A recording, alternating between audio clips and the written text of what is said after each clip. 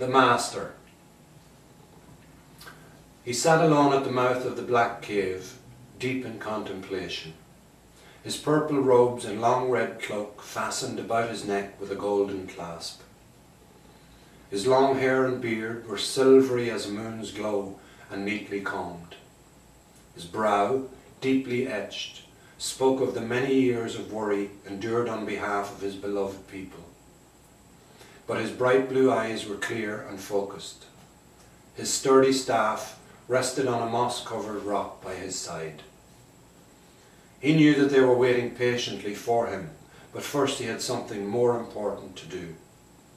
As he sat, he read again the old Ogham inscriptions which were cut into the outer cave wall. He had added his own over the years, using a sharpened piece of flint. The carvings always gave him inspiration in times of doubt, and he had doubts now. So many relied on him alone that his broad shoulders sagged slightly as he worried about what was to come. Now, outside the cave, his mind returned to Tara and the advice given him there.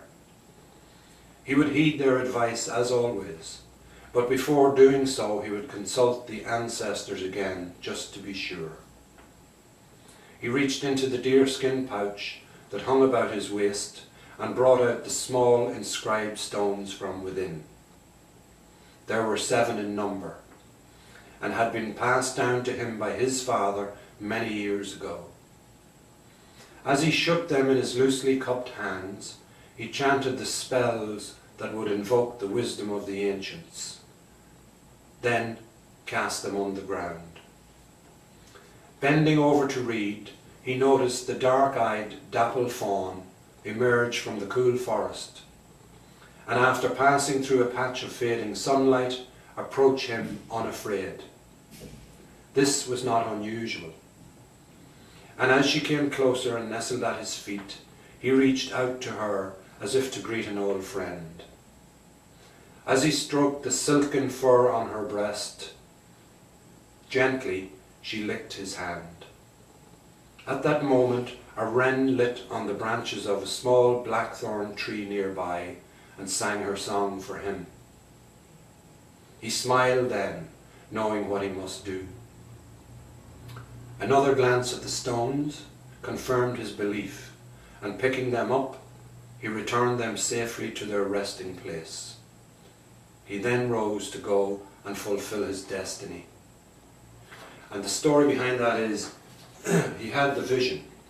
He saw a stranger, who wasn't really a stranger, on the northern shore, and he held in his, true story, and he held in his hand a staff with a crooked top.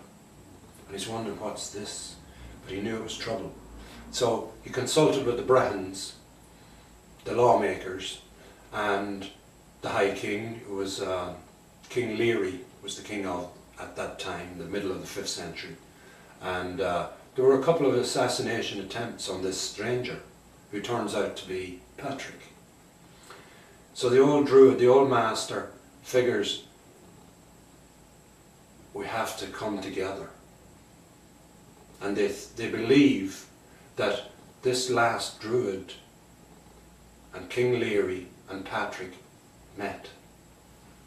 And they, rather than stamping out paganism, and rather than banishing Christianity, they joined the two.